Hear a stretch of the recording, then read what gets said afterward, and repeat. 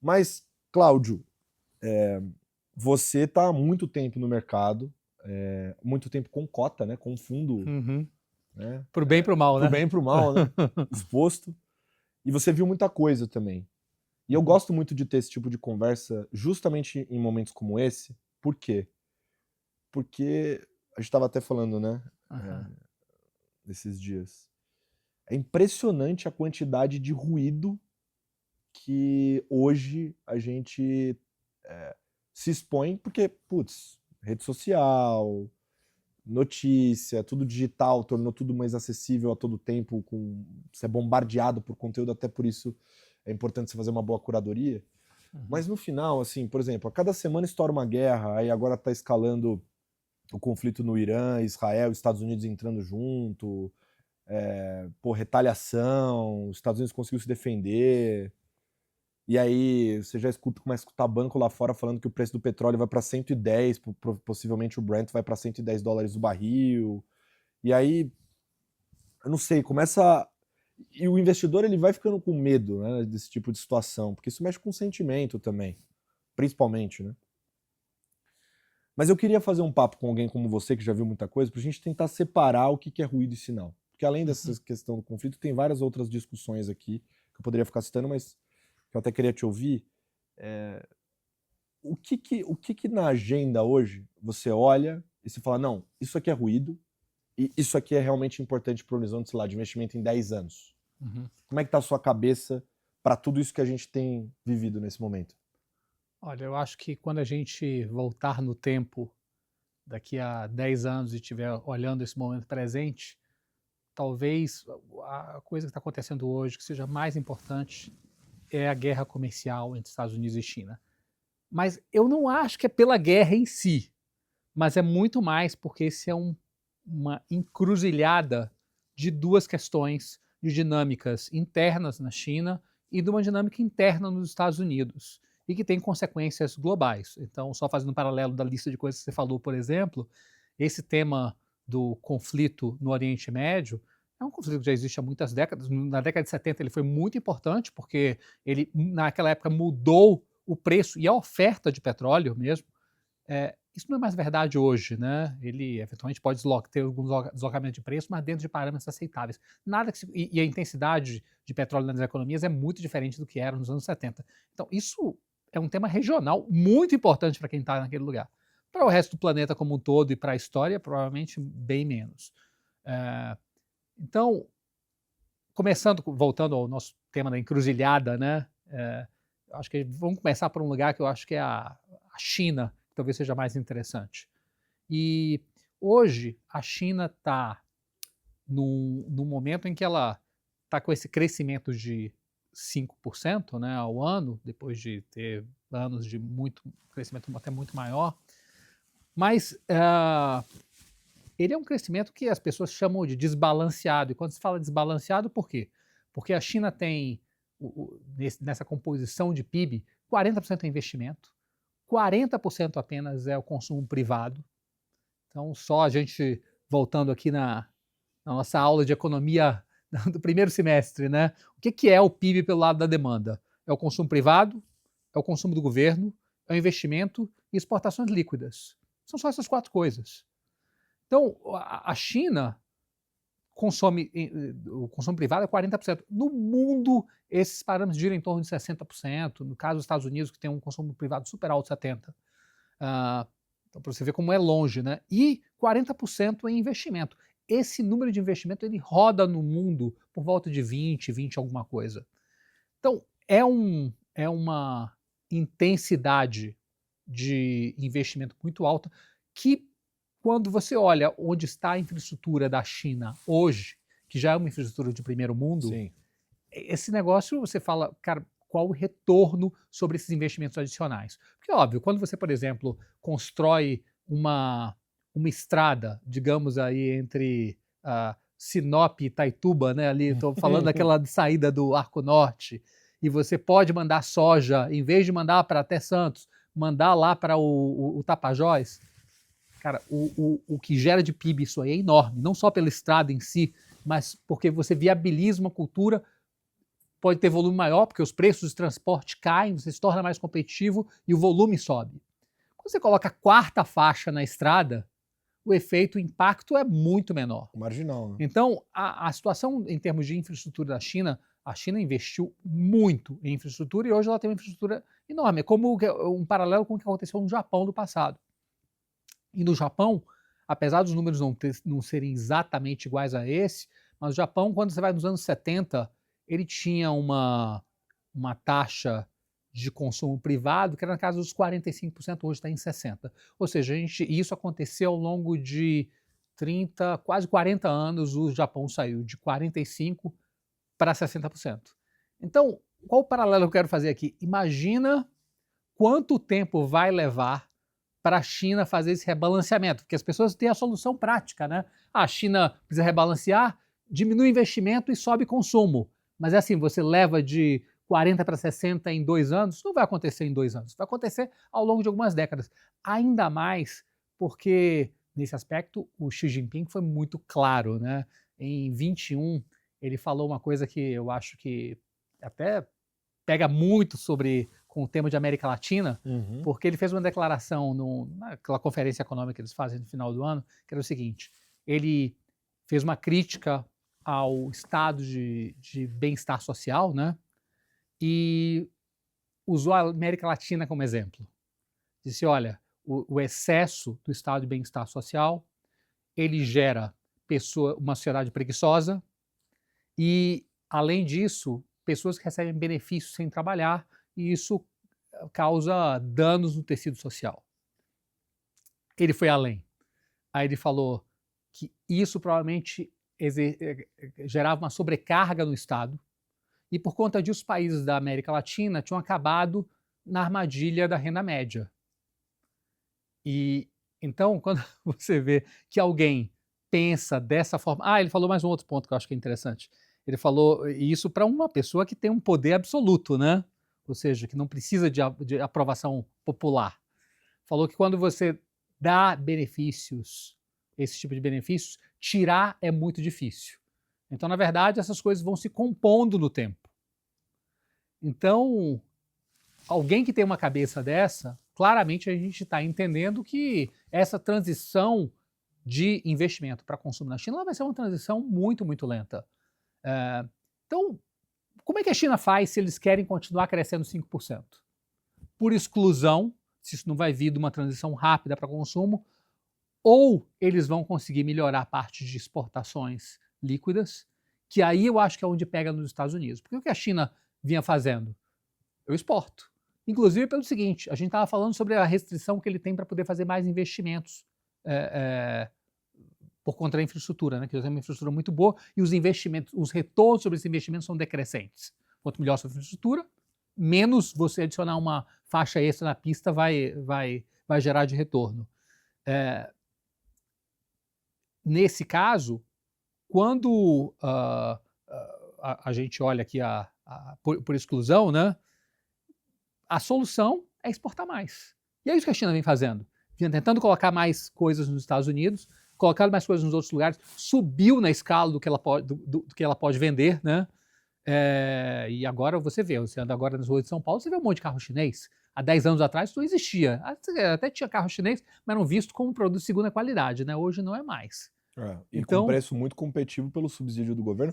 E esse ponto que você comentou é interessantíssimo, né? Porque a China vive hoje um problema de demanda.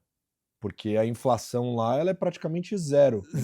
Exatamente. Por quê? Porque você tem uma oferta que é enorme. É isso que a gente estava discutindo antes. E eles sempre tentam atacar na oferta, né?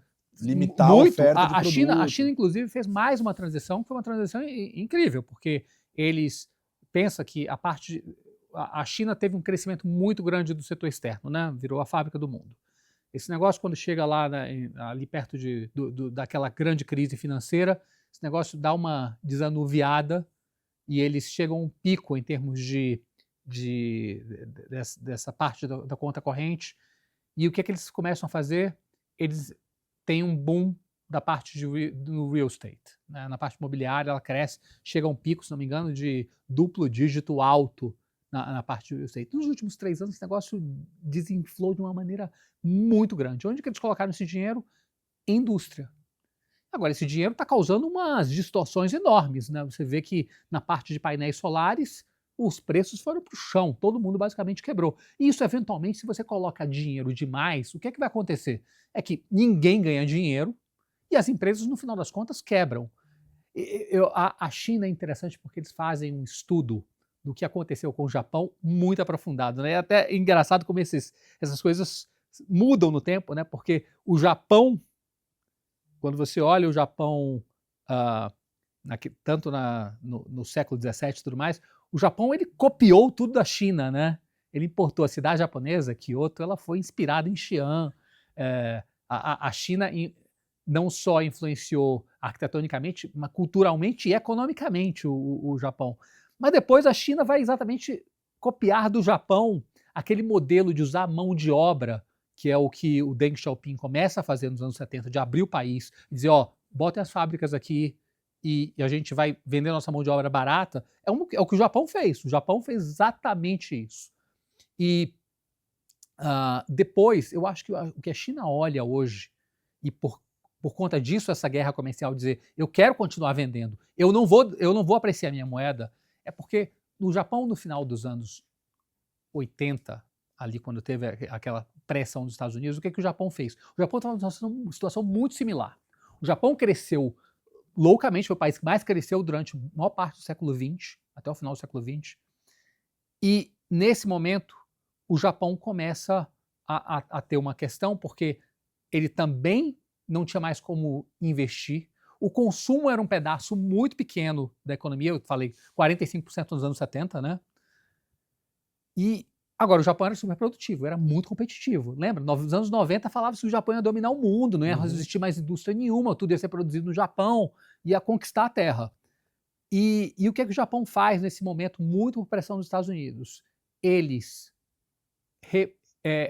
apreciam a moeda e tem algumas restrições quantitativas. Por definição, o que acontece com o Japão? O crescimento cai. E ao longo dos próximos 30 anos, o Japão vai fazer essa transição de reequilíbrio entre investimento e consumo. Não tem crise nenhuma, né, porque afinal de contas o Japão é superavitário em conta corrente. Então, uma das coisas que pode acontecer com a China é que eventualmente o crescimento da China, uma solução possível, né, para esse reequilíbrio, é o crescimento da China despencar de 5 para 0. Isso vai gerar uma crise social? Provavelmente não, como não gerou no Japão. Porque quando você pega o trabalhador japonês, ao longo desses 30 anos, a vida dele melhorou. Ele trabalhava loucamente quando você vai nos anos 70, nos anos 80. Tem uma passagem da biografia do Phil Knight, né, que é o fundador da Nike. Isso. E ele conta, cara, essa parte foi a que me impressionou muito. Ele conta quando ele chega pela primeira vez visitando o Japão, porque ele estava produzindo todos os tênis na época no Japão e financiado pelas trades japonesas. E ele fala que aquilo era um grande workshop das pessoas trabalhando e com turnos que não paravam. E assim, é muito vívida a descrição dele. E você vê que é uma coisa muito parecida com o que a China virou depois, né? Exatamente a mesma coisa. Então, o que eu, resumindo esse negócio todo, o que foi a solução do Japão? A solução do Japão foi decrescer, diminuir muito o crescimento, não tem nenhuma crise. Eles tentam colocar mais dinheiro em infraestrutura. Esse dinheiro que é colocado aumentou muito a dívida, mas não trouxe crescimento. Porque fora o que você teve de gasto, quando você está construindo a obra nova, nova linha de trem e tudo mais, ele não gera um benefício subsequente. Então, a China hoje, eu entendo que ela olhou isso e disse, eu quero evitar esse negócio. O que eu posso fazer diferente aqui é o seguinte, eu posso continuar sendo o workshop do mundo e os Estados Unidos não vão me impedir de fazer isso. Como aconteceu no caso do Japão. Né? Eu não estou querendo entrar em méritos se está certo ou se não está, ou o que vai acontecer, mas eu acho que tem alguns cenários que a gente consegue imaginar para a China. O primeiro é o crescimento despencar, mas não tem crise. Outro é deles serem bem-sucedidos em virarem um grande fornecedor de produtos para o mundo inteiro. Eles já fizeram essa transição, né? Eles já vendem hoje mais para o sul da Ásia do que para os Estados Unidos. E isso virá um novo equilíbrio. E aí, exportações líquidas é o que vai sustentar o PIB, e isso pode gerar investimento sustentável também, né, nessas cadeias. Então, aí quando a gente vai para os Estados Unidos, né? Eu só ia te perguntar sobre esses 2 pontos, Cláudio, porque é o seguinte, sobre ser esse local de produtividade, esse parque para o mundo, né, de produção. O que me parece, se eu me corrija se eu estiver errado, o que me parece é que a China, ela saiu do jogo de fabricar bonequinho do Power Ranger, caneta, esse tipo de coisa, e foi para um jogo de fabricar tecnologia de segunda linha, digamos assim, que é carro, placa solar, etc., de maneira competitiva, derrubando um pouco aquela visão que você falou sobre ter uma qualidade menor. E aí ela começa a competir com a Alemanha, com países europeus que fabricam esse tipo de tecnologia, né?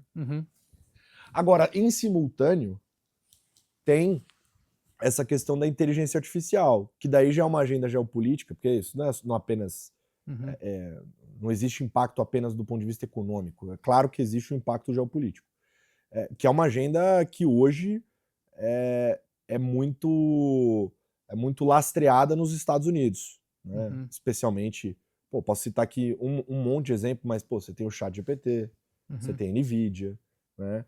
Mas ao mesmo tempo você tem a TSMC em Taiwan, que tá lá do lado, sempre com aquela história que se um dia a China vai tomar ou não. Como é que você vê esse movimento da China, que eu acho que a partir do momento que começa a entrar nessa zona de conflito comercial com a Europa e principalmente com os Estados Unidos, se isso não muda um pouco a relação da guerra, que é exatamente o ponto que você falou que é estrutural? Cara, assim, bom, a minha impressão é que a Europa, de certa forma, nesse mundo aqui é a Veneza depois que os otomanos tomaram Constantinopla.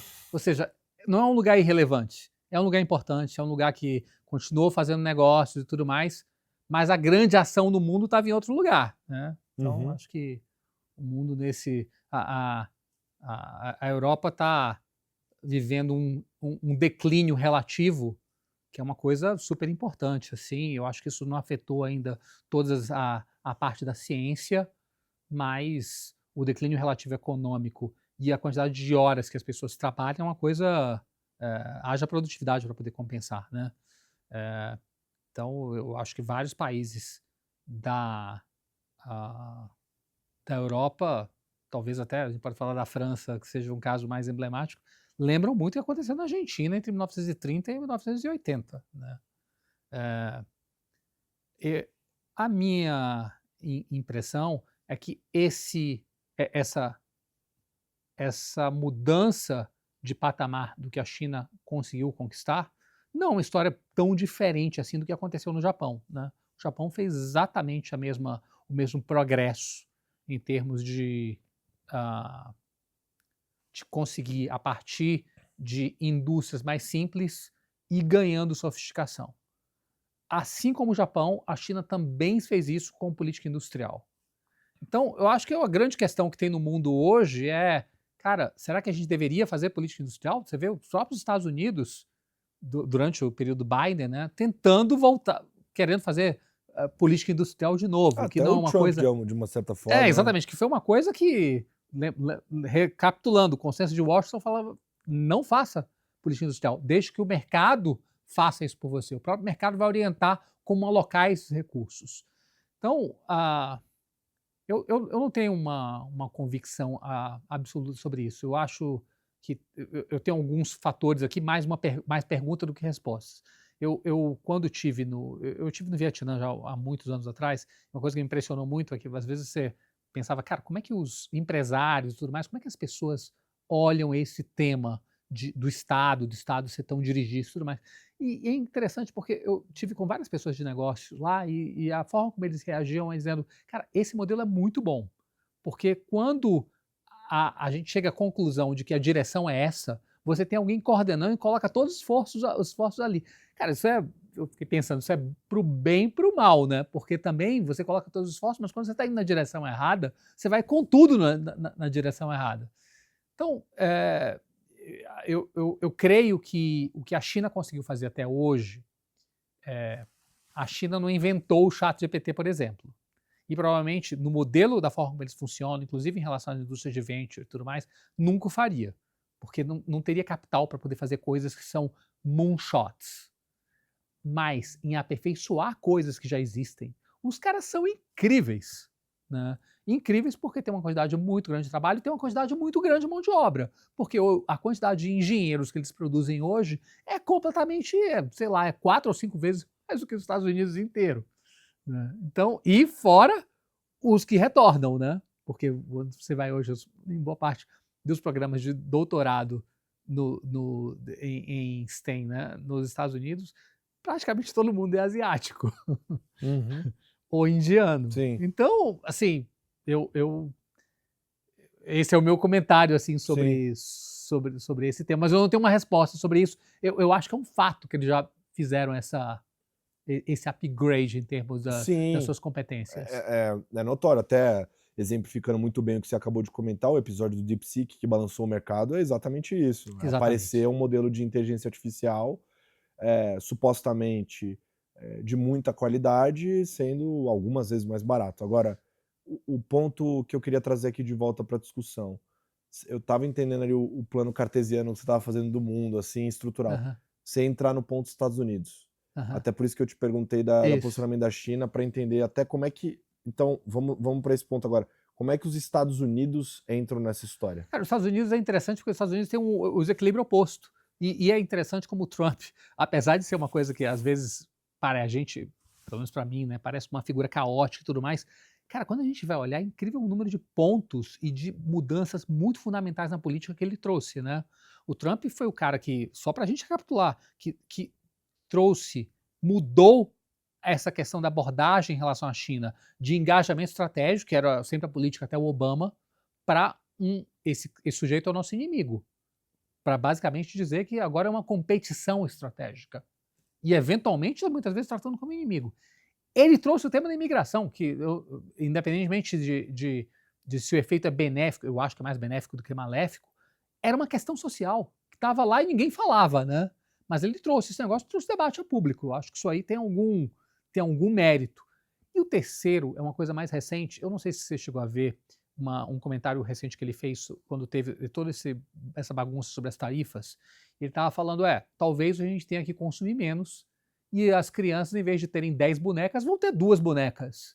Cara, isso para um americano, que é uma sociedade muito consumista, American essa Way é uma of frase Life, muito corajosa, eu diria quase suicida. Mas quando você vai ver os números, os Estados Unidos têm um problema de consumo, sim.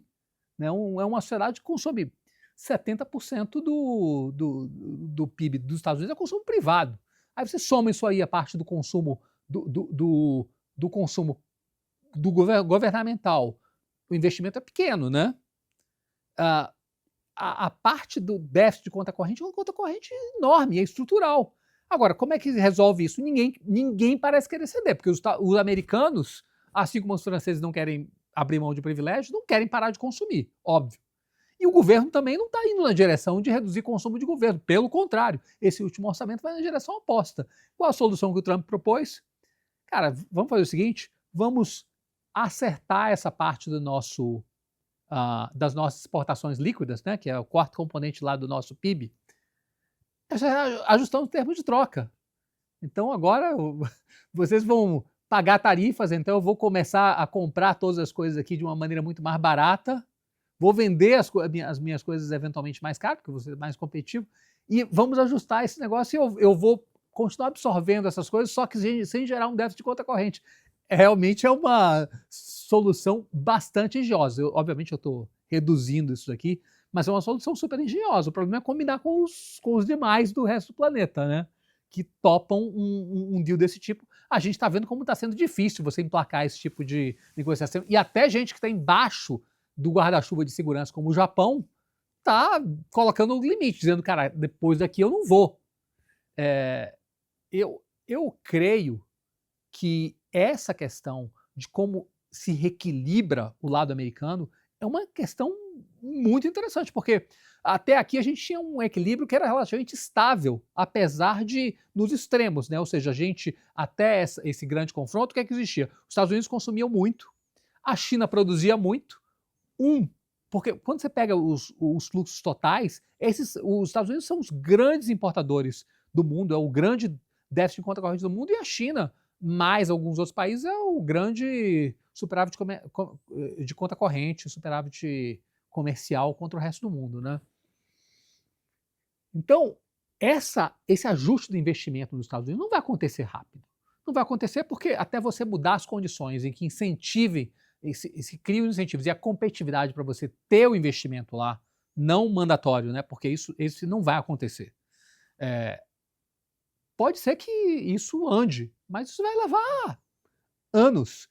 E não é só uma questão de dinheiro, é uma questão de ter as competências também. Você vê quando o próprio Tim Cook falou que não tinha fábrica de iPhone nos Estados Unidos, não é só uma questão de fazer a fábrica, do custo ser maior, é que não tem as pessoas para poder fazer aquela montagem no padrão que você precisa. Não existe isso, não tem como fazer. Essa foi a declaração dele, né? Então, esse ajuste entre investimento e consumo nos Estados Unidos, ele é um ajuste difícil de acontecer rapidamente. Então, para os Estados Unidos continuarem crescendo, né, nos seus 3%, que foi onde eles estiveram crescendo nos últimos anos, de uma maneira sustentável, ou você continua dando incentivos ao consumo, e a gente vê que nos últimos anos, né, os Estados Unidos teve 15 anos fenomenais. Os primeiros foi porque eles fizeram um ajuste rápido e muito efetivo depois da grande crise financeira, né, eles limparam os balanços dos bancos, isso permitiu uma zeragem de todo esse processo, e logo depois veio o shale. E o shale, cara, foi uma revolução, né? Do ponto de vista de competitividade industrial. Você transformou toda a indústria química super competitiva, o lugar mais barato do mundo. Era o gás muito barato, você transformou, esse negócio gerou vários pontos de PIB para os Estados Unidos. E você tem isso aí rodando até, sei lá, até pouco antes da pandemia, e depois a gente tem uma combinação de duas coisas muito relevantes. Uma imigração muito forte e incentivos fiscais enormes.